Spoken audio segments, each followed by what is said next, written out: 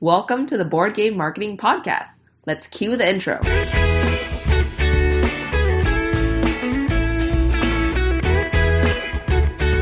This is the #1 podcast to learn marketing strategies for your board game. Whether you're just starting on your first game or an experienced designer, you've come to the right place. My name is Nalin, and let's talk marketing for your game.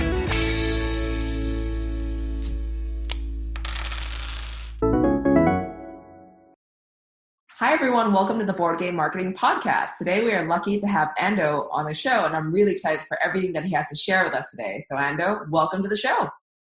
Hey there. Hi. Perfect. So, firstly, I'd love it if you tell us a little bit more about yourself and also about your project before we get into the nitty-gritty details. Yeah, why not? So my name is Ando, and I'm a designer for board games. But I'm also the co-founder of a tiny company called Have A Games. And of course, I do not only design stuff, but we have to make it work to go to the market. We publish. And what's so unique about the company is that we do hybrid games. So these board games that we do, they all have a digital component that is like very tightly connected to the board game world. And so in the end, there's like real board games, but with a bit of digital enhancement too. So that's what we do. And lately we've been to Kickstarter again with our second project.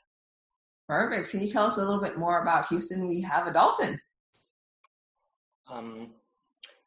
Houston We Have a Dolphin is a social deduction game for 3 to 5 players, or as we claim on the box, for 3 to 5 intelligent life forms. Because not all players in this game control human astronauts, but some of them control a dolphin. And this dolphin is trying to sabotage a spaceship, and that's why it's getting like crazy out there. That sounds really fun, yeah. One sentence to what we actually did was we wanted to make a social deduction game for low player counts because they rarely exist. So that was pretty much a business model, you could say.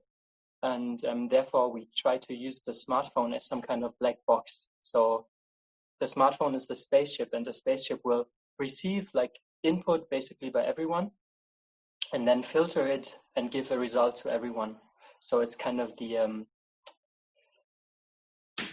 it's this black box where stuff goes in and you don't know what happens exactly, and it goes out again. And this is how we made use of the smartphone.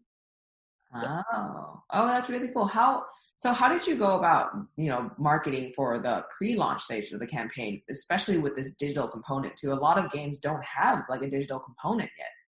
So I would love to talk about that, the pre-marketing stage, the pre-launch marketing stage, and also especially about the digital stuff too. Yeah, right.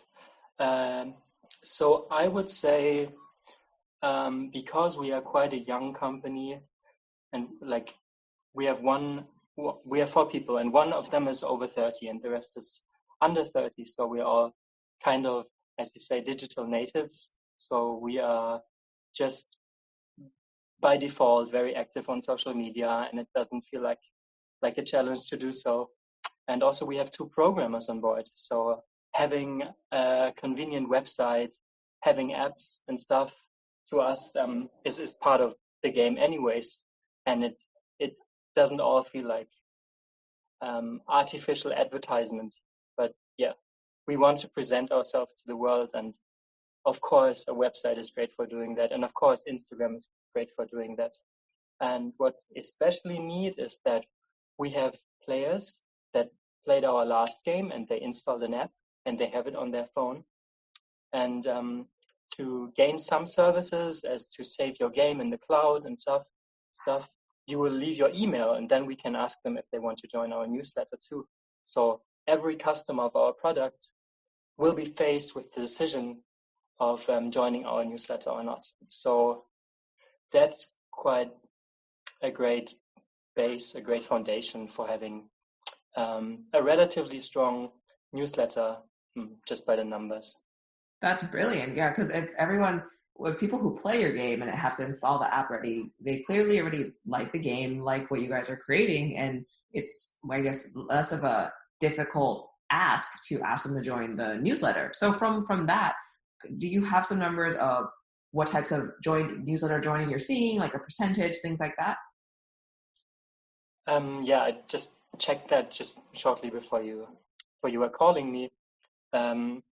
So the average that would be normal for a newsletter of opening, like people opening your email, is roughly 20%. Depends on the subject and on the product. For us, it's a bit higher. It's not like amazing, but it's roughly 30% of people who read our newsletter. We have quite some clicks from it. So that's, well, I would say over average, but not like super amazing.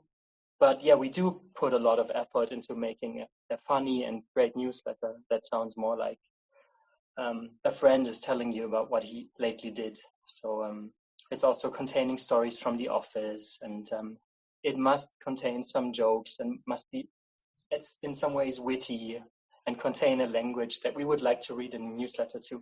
And it's not perfect, therefore. Sometimes it has some typos, but I think it represents us as a young and wacky company quite well. So that about the content and what happens to the newsletter.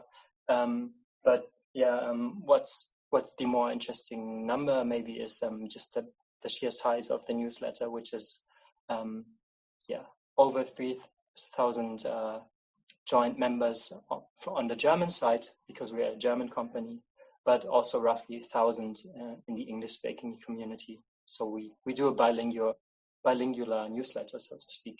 Yeah. Wow, that's incredible numbers for you. Are most of these from the apps install from your first game, or did you do lead generation in a different way for both of these languages? Yeah, so as we learned from Facebook groups, yours, for example, is a great source, but also other Facebook groups, they taught us a bit on how to play the Kickstarter game, and we do see that a newsletter is pretty much the strongest element of having like a resilient and impactful pre-campaign. So we do focus on the newsletter a lot, and this means, of course, taking the newsletters that we get from our games, but also making giveaways and like coupling them with the newsletter and mentioning our newsletter like everywhere where we can, like sometimes in an Instagram post, sometimes in a Twitter post, very often on our Facebook page. You try to make this circle and this network of all your like social media and online sources. And once someone enters this in some way, you want him to find all these spots as fast as he can. Like if he likes our Facebook, he will also find our Instagram and our newsletter. If he comes into the newsletter, we will try to offer him great content on Facebook so that he checks us out on Facebook and so forth. And yeah, of course, we have a landing page too. I love the analogy of a circle, right? Because if someone comes to Instagram, you can just say, hey, come like our Facebook page to also see this. Come like our Twitter, follow us on Twitter to see this. And then just getting them everywhere so that you can have that multiple touch points with people too when you're doing communications. That's awesome. I love that. So you mentioned giveaway. Just one addition is that the circle is, of course, not the same circle for every client, for every newsletter member that you get, but these circles can differ. Some people are a lot on Twitter and they don't even have a Facebook account, and some people will maybe not even join the newsletter at no point, but they like social media. So it's very different, but you should try to let everyone find his sources about you. And I forgot maybe to mention BGG too. It's also one of these how do you say, pillars that you have to connect. Got it. Yeah, no, that's really, really important to think about. Like, what are people's social media usage? How people actually approach connecting with brands online. Some people, like you said, just like Twitter, and they just are all about Twitter. Some people are just all about Instagram. So I love that you guys are doing various different channels so that you're able to harness as many people as possible. So yeah, so you mentioned giveaways, you mentioned newsletters, you mentioned kind of getting those app installs and pushing them to the newsletter. Is there anything else that you wanted to touch on when it came to the marketing for the pre-launch stage too? Yeah, so what I wanted to say in general about all our marketing and Kickstarter and so forth is that this was our second successful Kickstarter, and we are super proud about this. But it's whatever I tell you might not be a valid truth to copy and be successful with. Like, because on the way to a successful project, you have like so many different decisions to make. And the overall result of what we did, of all these single decisions, every one after another, was like, yeah, that's pretty solid. Like, that was sufficient, you know, but there's other projects that are 10 times bigger, like 100 times bigger. So I might also be mistaken. We might be mistaken with some things that we advise here, or that I'm talking about how we did them. Yeah. So just as a disclaimer. Yeah, I feel like that's a great disclaimer about how there's no kind of one size fits all even. Everyone has their own path. Everyone's trying their own thing. Every audience is a little different too. So that's really great for you to bring up. And that one thing that just bothered me in the last days was our Instagram, actually. And what I'm telling you now is no advice, but it's just part of the pre-campaign. And we were wondering about it, is that so our Instagram is quite strong for a young company. So because we had phases, and we're trying to get back into this, where we like made a post every day, and these posts were mostly personal. Like, when you are a board game company, you should try to communicate to people in a way that they believe that you are people who are amazed by board games too. So what we basically do is we make these Instagram posts that other private accounts do too. Like, just like, we're just playing detective, we're just playing Burgle Bros, we're just playing this and that. And even sometimes when we don't like games, we also like, we even mentioned that one thing about a game wasn't so great, or when we found a new favorite game, that it's that one. And it's so I think that was a great way to gain traction on Instagram, but it was very hard to get the successes from Instagram onto Kickstarter. So it seems like an almost unrelated world. And I know that many companies rely on Instagram to do great marketing, but in some ways it doesn't seem to be super efficient in the board game world. Got it. Wow, that's really, really incredible insight. So when you were talking about Instagram in the pre-launch phase. So when you were going from the pre-launch phase to the campaign phase, what kind of things did you do to try to harness people towards your Kickstarter campaign? Well, we try to stick to the ingredients that we know would work for gaining popularity on Instagram, and combining them with our product. So that basically usually meant that we didn't show the product by itself, but we showed us together with our new product, or we made fun with the product, because we found out that basically the best posts were usually the ones where either my face was included, because people know me and they believe me as a gamer, I guess, or like it were my colleagues' faces. Milena, for example, she's actually our marketing manager and our saleswoman, and she does everything with the numbers. And once there's a picture of her with a board game, it's usually more popular than just the board game by itself. We try to make use of this info for our new product, to advertise our new product.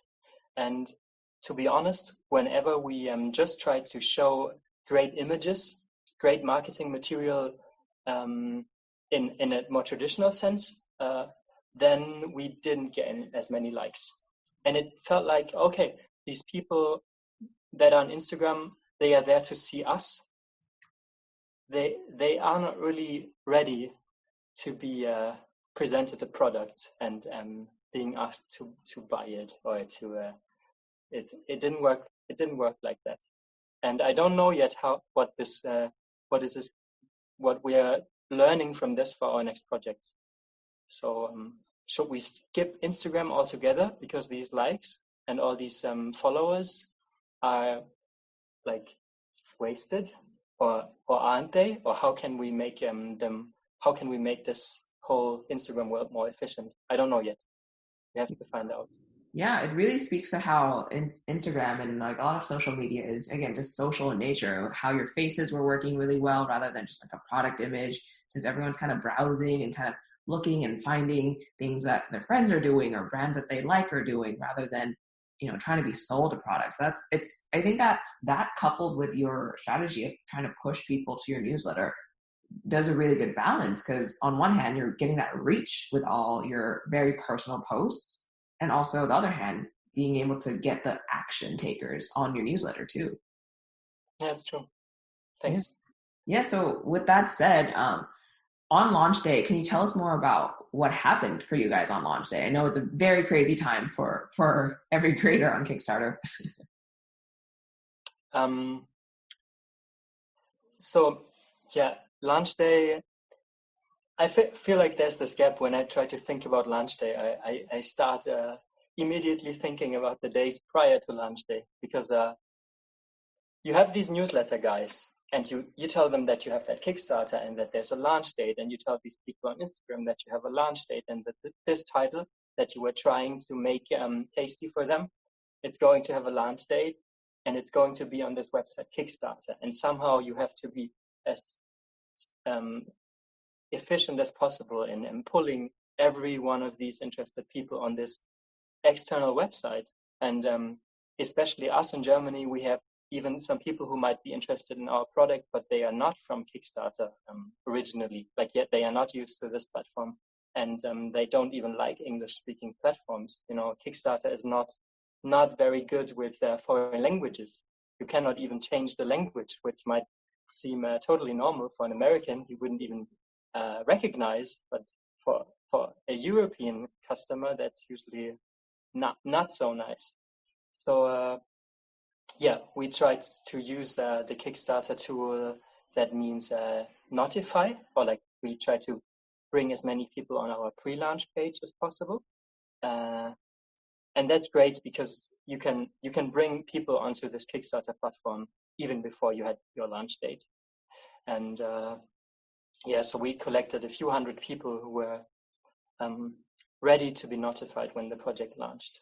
And then, of course, there was launch date, and we also notified personally and with our newsletter and with every source that we had available that now we are online. And we decided against something that most of our audience might have heard from, the early bird thing, that you have something cheaper or a specific offer for people who come early. We didn't do that because we try to find out just statistically if an early bird has more positives or negatives financially. And it seems like the numbers are uncertain about it, but it became kind of it's not en vogue anymore. It's not state of the art. People seem to mistrust early birds, and people are pissed off when they miss the first day. And then they go to your Kickstarter and then they recognize that they could have gotten a great offer, and now the offer is not so great anymore. So we didn't have that. But what we did offer was only in our newsletter, only to the people that are like engaged with us anyways. We told them that if they would back in the first 48 hours, they would get a signature. And we felt like the signature was kind of a very I don't know, it's something like a soft early bird. It's not a product. You cannot say how much it's worth. It's not.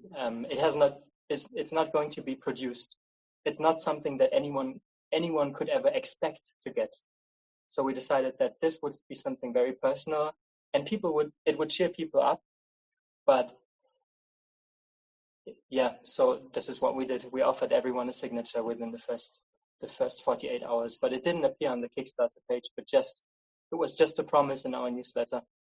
So, and I think this worked. People liked it, and some people noticed that later that there was this offer about the newsletter, and then they were just asking via private message whether they could get a signature too, stuff like that. And yeah, in some cases we could say, yeah, it's possible. You will also get a signature, no problem. And this is one of the stories from launch day. Yeah, well, that's that. Thank you so much for going through, your decision to not have an early bird versus other campaigns who do have an early bird, and what you decided to offer instead to incentivize people to come back your campaign on launch day on Kickstarter, because launch day is so important, and without an early bird, a lot of creators have a hard time trying to figure out, what do I offer instead to incentivize people to come and back. And it seems like you guys found a really good item to incentivize people, the signatures. Is it from everyone on the team on the box, or how are you guys rolling that out? So yeah, people were asking for signatures from everyone from the team, but I will have to travel to another city, to our to our warehouse, basically, where the games are waiting in stock, and then I will have to take a few hours to sign every game. It's a few hundred.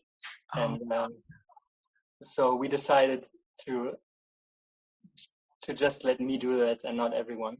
Although actually, the fans of our what's the name? Our publisher, our company. The fans of our company, they would like to have signatures of all of us. Also our programmers, they also appear on social media. Everyone knows.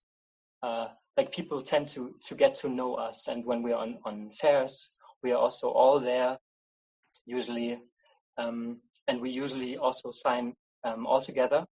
But just because of the workload, we decided to just let me be it. And I'm the author, by the way, of the game, and I'm also the illustrator. So I think it's quite something as a signature. Yeah, that makes a lot of sense, especially because you guys are forming such close relationships with your audience, too, being very personal in your social media exposure, and showing up to all these, you said, any events, you showing up together, and so it makes so much sense that you're having all these super fans who are like, hey, yeah, we're gonna back you on the first day for that extra signature, and to be those real super fans and super backers. So that's really incredible. Just an addition concerning the super fans. So in our last Kickstarter, we actually had a premium pledge, and it was quite of a small game, and we were not so sure what to offer as a more premium product. So we decided to have a vodka flat rate for everyone at our booth. It's not a vodka flat rate. It's you can have one vodka on every fair on which you find us.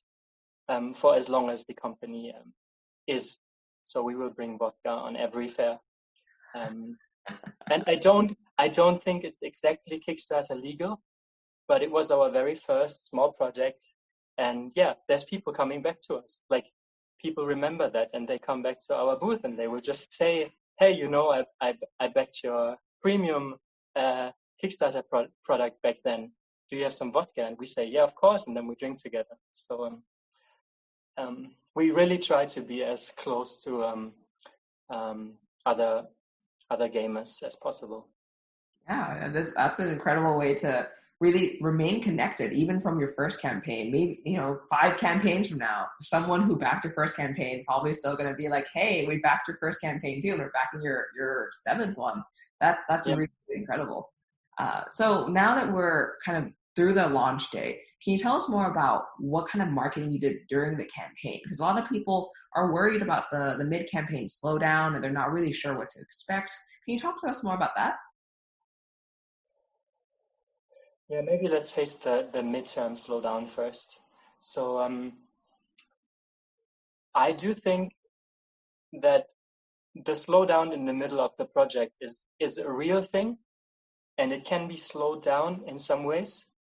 But you will have to settle for statistics and for the truth of how this platform works, that most of your backers will come in the first 2 days, or in the first 3 days, and then quite a few more in the last 2.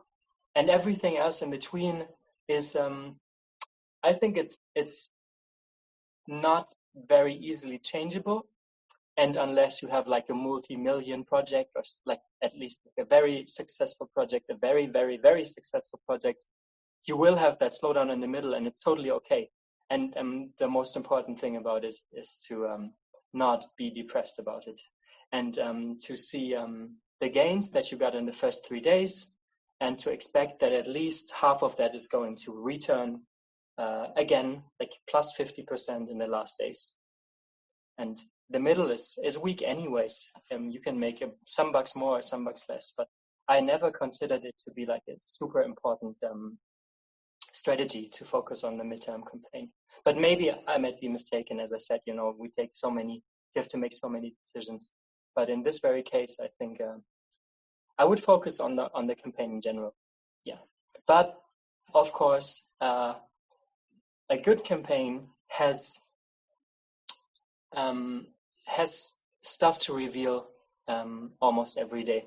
A good campaign is a live campaign where you interact all the time, where you will find new videos, where you will find new pictures, where you get new art, where you unlock stretch goals, like as often, like not as often as possible. But whenever people think about your campaign and how it's going, and they might return to Kickstarter to have a look, they should really find something new and be super happy that this product is even better than they expected.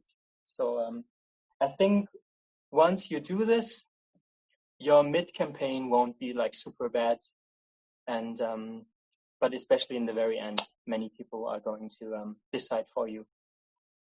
Got it. Yeah, no, that's a really great point about how it is very typical to see that big spike and to see that kind of slow down and then spike again, and just to kind of keep re-engaging with your current and existing audience. So I would love to understand more about what you guys ended up revealing in the middle of the campaign and how you guys decided what to reveal and when to reveal each thing.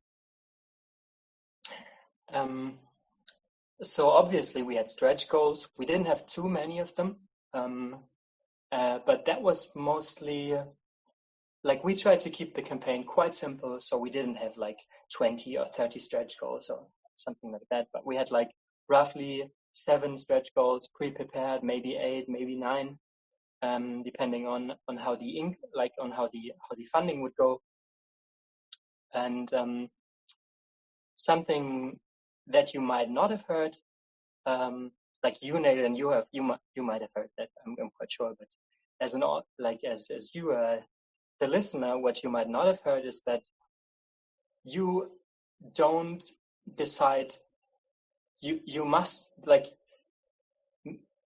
think about stretch goals not only as in how much money do I need to unlock that stretch goal, but think about how will the flow of the campaign be, and how like when you expect people to pledge you finally over $100,000, for example, or like roughly $100,000, and then you plan your campaign and you will make stretch goals every $10,000, and you end up making 20,000.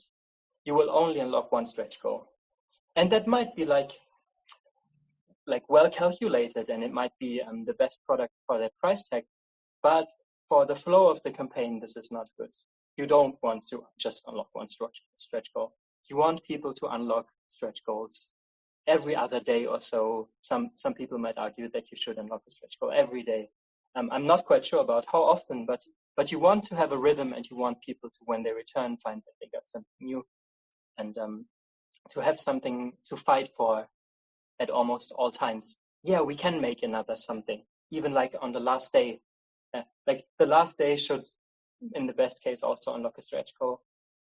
So that's one thing that we did. We decided on the numbers of our stretch goals, like turn by turn. Whenever we unlocked a new stretch goal, we thought about, okay, how far are we going to set the next one apart? And this is how we got some kind of revealing moments throughout the campaign. And the second thing that we did was trying to write as good updates as possible. I think we had 7 throughout the campaign, like throughout 3 weeks. 3 weeks, or maybe it was only 6 during the campaign. So every third or every fourth day, we had a new update and telling people more details about the game, and trying to put some text also into that that we didn't want in the main page, because the main page should be as short and precise as possible. But the update also, to me, I think it also can have some optional info. So, so you want to know more about the gameplay? So here's the update about gameplay. Or you want to know more about this one extra product that we had? For example, we had a plastic 3D printed spaceship that you could pledge on additional to the game. So we made one update that was especially focusing on that 3D printed spaceship. So but the most appealing update that we made, and you can clearly see it from the likes and the comments, is we made a voting on some contents. In our case, that was like a team color badge. So in our game, you don't just have a color, but you have this tiny badge, and it says, for example, Team Mint Moon or Team Black Hole. So it's referring to color, but it also has some kind of artwork. It's printed, and so we asked people to find a 6th player name and a sixth player color to add to the game. And people had so many great propositions, and it was a lot of fun for us, and it was a lot of fun for them. And then we also made a voting that contained all the great propositions, and people took part in that game of finding a new team badge twice, once for proposing and once for voting on the best ones. And then, of course, we had a third update where the result was revealed. And this was, I think, a best case thing. We didn't think of it so much beforehand. We just decided, like, one day prior to launch day, that we would do some kind of voting like this, because we wanted some interaction. But now I'm thinking, like, man, we should have done this more. We should have done at least 3 votings. People felt so engaged. They so much felt like they made their product better. They felt like we gave them something. This is what I'm going to remember from the campaign, definitely. Yeah, I really love that you really included people in kind of the development of the game too, with the voting. If people are like commenting, I remember you doing this in the middle of the campaign. Actually, you came up with a lot of like different colors and cards, and then you're like, hey, which one did you like the most? Yeah. So can you talk to us more about kind of how you rolled it out? Was it, hey, here's an update of voting, and then people went to the comment section to vote, or how would someone who wants to do something similar kind of implement this? I think the toughest part is that you, some parts about this were actually kind of annoying and stressing. So the most important platform for these types of votings is certainly Kickstarter, because all your backers are going to be there, and your backers are the most important people in this process. But at the same time, you want to gain some traction on social media too. So what you could do is you try to close everything down and just make people vote in the comments of Kickstarter, because you cannot really, it's really hard to make like a survey or proper voting within Kickstarter, but you could at least ask people to comment X or comment Y. But yeah, we wanted people to see our great little game about this additional color in social media. So we didn't want to be unfair and, just making people on Facebook have more impact than the people on BGG, than the people on Instagram, and so forth. So we decided to play this game on as many platforms as possible. So you could vote on Twitter, you could vote on Facebook, you could vote on Instagram, you could vote on BGG, and you could just also do it in the comments on Kickstarter. And then we just tried to recalculate from all the sources where we published this voting and edit them together. And it was quite a mess, and it wasn't very funny to Then we try to recycle some text elements always when we do social media, but usually you will have to take into account that every social media platform works differently. So you will have work with every single post that you do. And so yeah, this was for the propositions. But then the propositions were great, and we made the second thing, which was a real voting, where you could just pick between ABC, and we decided to stick to Kickstarter only. Although this cost us some advertisement, basically. If we would have posted this on Facebook again, people would have seen it again, could have gained some attention for us, but we wanted people to make a choice that actually are engaged with the product, that are committed to the product, and that not just everyone else. So that was a hard choice. Like, that was actually a tough one to decide to make the second voting closed. Yeah. And yeah. I can see that balance too, right? Because you were saying if you're on Twitter, you're on Instagram, there's that opportunity of other people seeing the voting and being excited about it too, that extra advertising you were talking about, versus on Kickstarter, you have your fans, the people who have already backed, the people who are already committed to you guys. So I can see the difficulty of that balance. So thank you so much for going through the setup for that. So at the end of the day, when you're talking about all these marketing things for your campaign, what do you think was the most effective method that helped you guys get fully funded? So as you might guess already, I think the most important thing, if you would have to pick one, would be the newsletter still.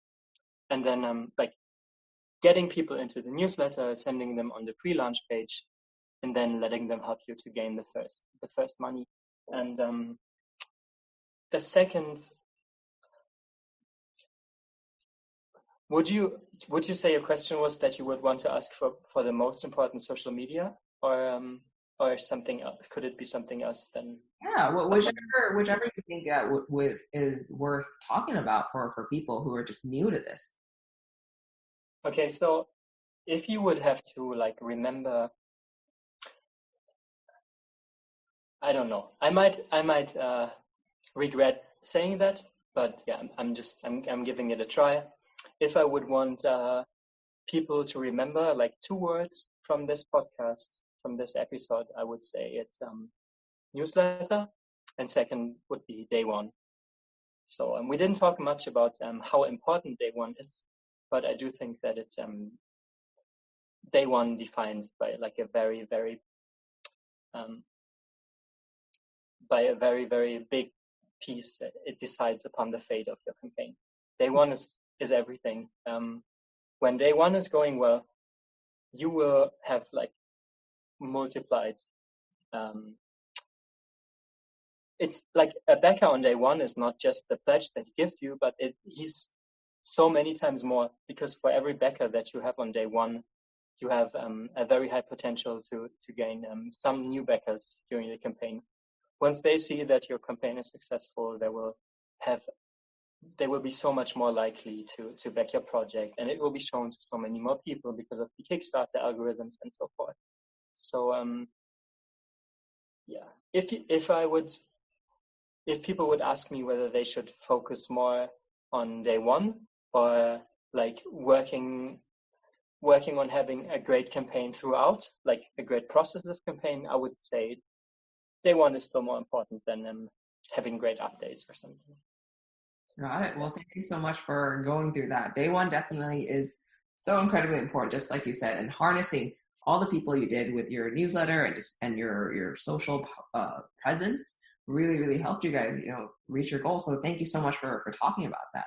So yeah, go ahead. Yeah.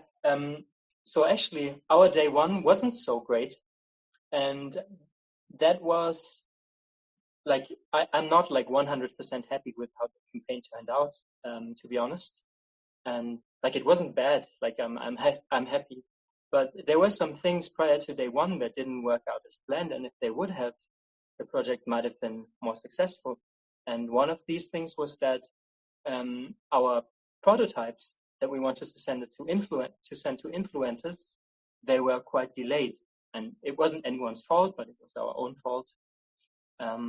But because we wanted to have this game out, like we calculated backwards. We wanted to have this game out for Christmas to be able to sell the game on Christmas in stores. So the campaign basically had to take place in the summer. It was quite a tight schedule, and we didn't want to delay the campaign any further. but we paid a big price, which was that on day one, our copies of the game hadn't reached the US yet, and we had some reviewers and some influencers, some of them paid, some of them not paid, to talk about our product and show it to the people. And on day one, it wasn't there. And I think if we would have done all this content on YouTube, if it would have been there 1 month earlier, for example, the project might have lifted off in maybe even like another dimension, maybe just a little bit more, I don't know. But I'm advising you to really work with prototypes and to send them early, and be sure that there's going to be a delay with that.